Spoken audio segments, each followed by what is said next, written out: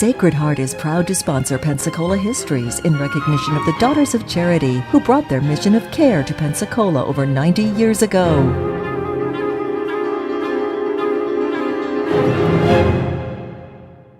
Hello and welcome to our continuing story of the evolution of recreation here in our local area of Pensacola, Escambia County.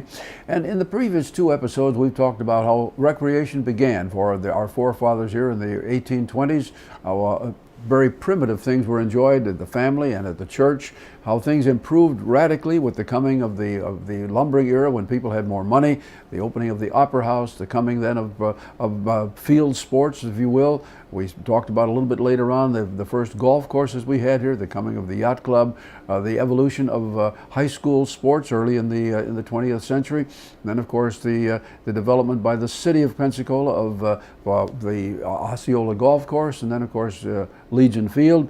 And as we moved into the 1930s, the coming of a city recreation program. And that's pretty much where we left off last time. And of course, the 1930s will be remembered for not only this beginning of a city recreation, which came at a very wonderful time since it was so valuable to people who were scraping and scrimping to try and just get by that in bad economic times. And these sports and recreation programs were so helpful to people. It's at the same time, and we won't dwell on this a lot, but it was at the almost the same time that local sports interests turned to having Pensacola become the home of a national professional golfing tournament. And of course, these golf tournaments were held at the Pensacola Country Club. They were not consistent every year, but over the years, over a number of years, well into almost into the 21st century, such tournaments would be held here to, of course, to publicize the city and to publicize the value of the sport itself.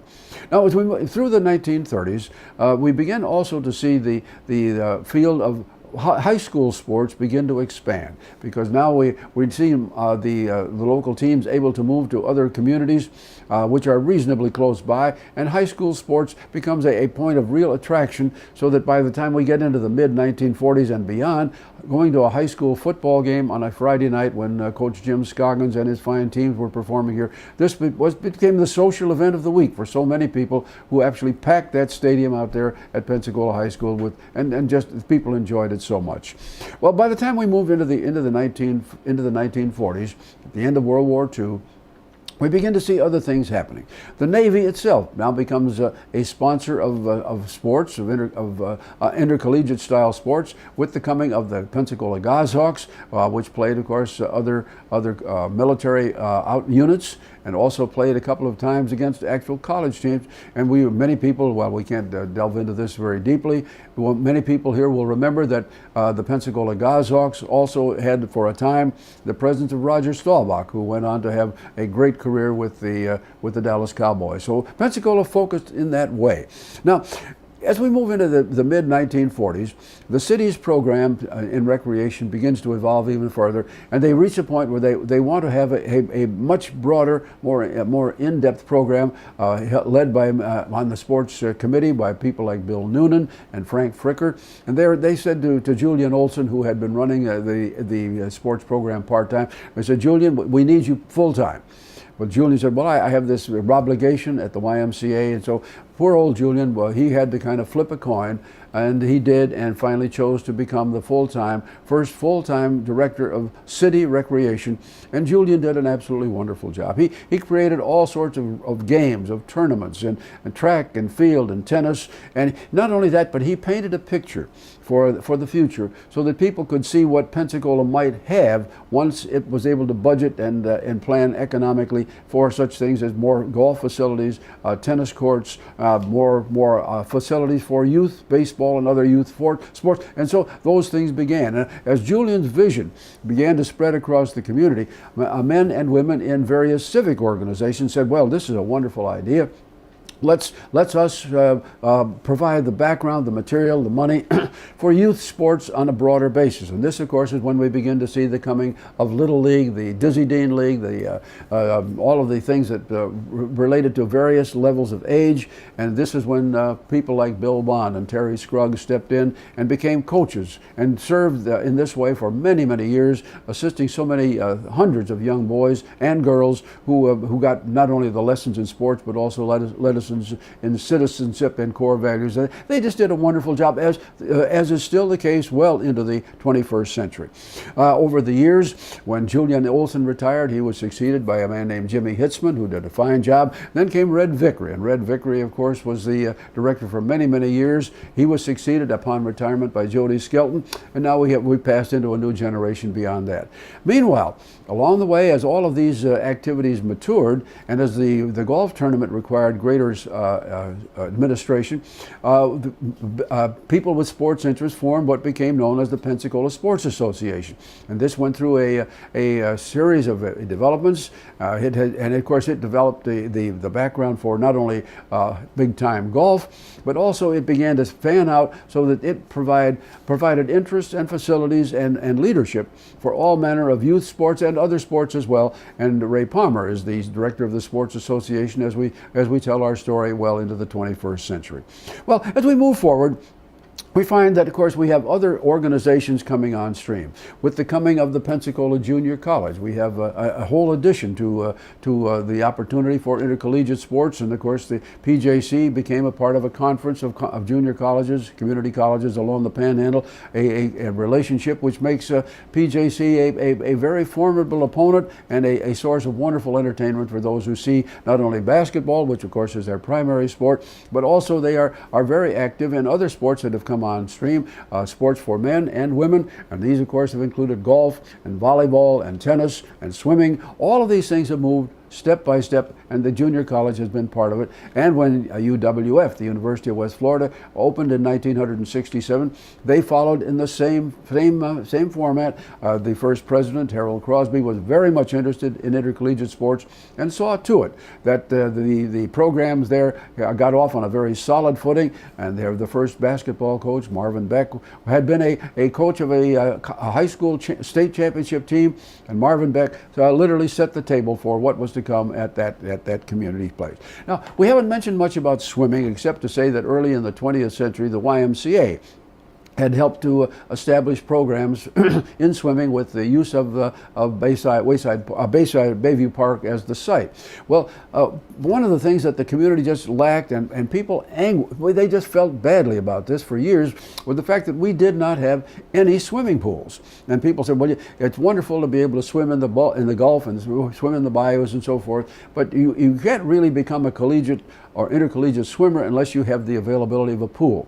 Well, the YMCA struggled with this and struggled, and finally, early into the 1950s, as they built new facilities, in a second step in that, they finally got around to building the first pool that was available for the proper public.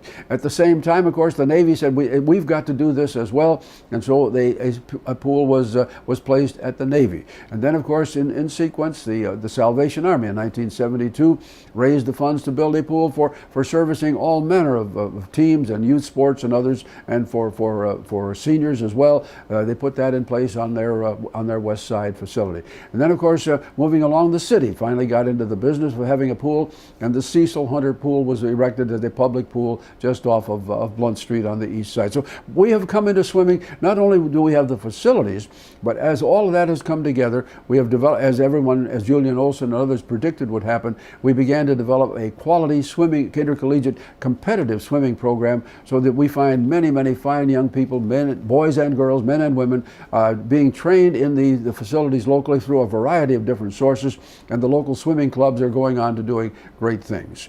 Now, early on, I mentioned that the YMCA had instigated training in boxing, and of course they continued on with that, kind of on and off, if you will, until the early 1930s. And then in 1931, when the bridges were built across to Santa Rosa Peninsula and finally onto Santa Rosa Island, the YMCA and the community itself took this as an opportunity to foster more boxing.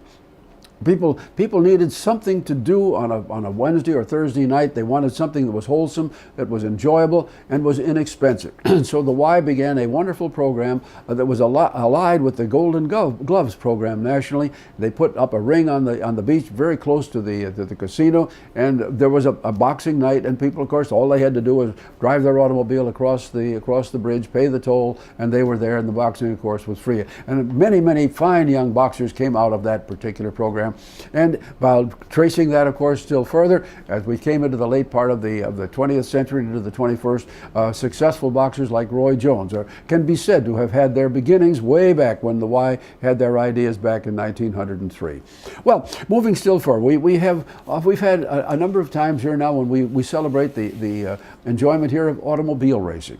Now, that began for us in a very short-lived arrangement in the early 1960s when the Fiesta of Five Flags and a number of young men who loved sports cars came together and sponsored a series of sports car races, which were held out on the old Corey Field track there. And these did not last long, but they were fun, and they made a lot of people aware of the enjoyment of watching people employ their skills in automobile racing.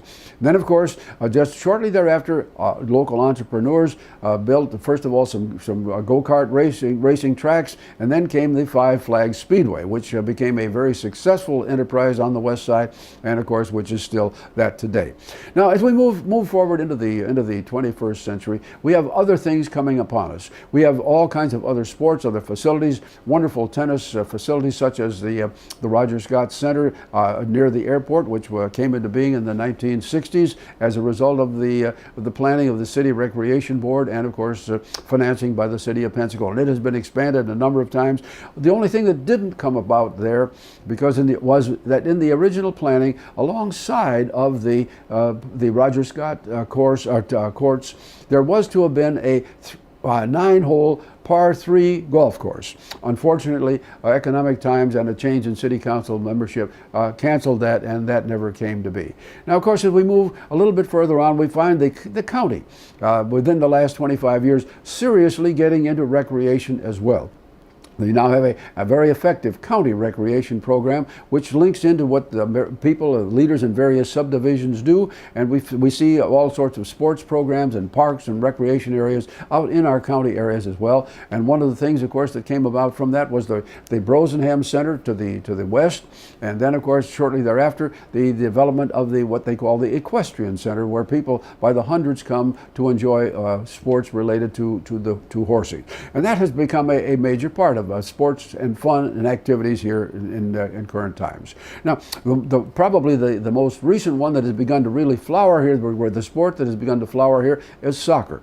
And that, of course, began once again with city leagues with the young kids, one youngster learning how to play the game. And then, of course, this now has spread to high schools and also on to the junior college and the college. And people are now beginning to look upon soccer in the United States as something, not just something to be enjoyed by the European nations, but rather something in which the United States will have a much greater effect. Now, all of this has come together. You see, we have people who enjoy all of the things we've talked about before. We're still doing the same things that our ancestors were doing back in the 1830s and 40s. We're still enjoying card games. We're still enjoying board games. Certainly music has taken its place. We have, beginning in the 1930s, we developed the Pensacola Little Theater. A little bit later on, we developed the Pensacola Museum of Art. All of these things are part of a broad program of people having fun. And of course, as we come to the second decade, or close to the second decade of the 21st century, the question is, how are we going to make things even bigger and better, and how are we going to promote the funding of such things? Because unfortunately, many of the programs that we talk about do require money, and we also have to think in terms of how we prevent further pollution in the community, and maybe our sports will be a means of doing that as well. So our story began, as I say, beginning in the time of Andrew Jackson. We have moved forward for a period of almost 190 years, and sports and recreation are part of life in Pensacola, far more so than they were with our ancestors, but they're changing, and it gets better all the time.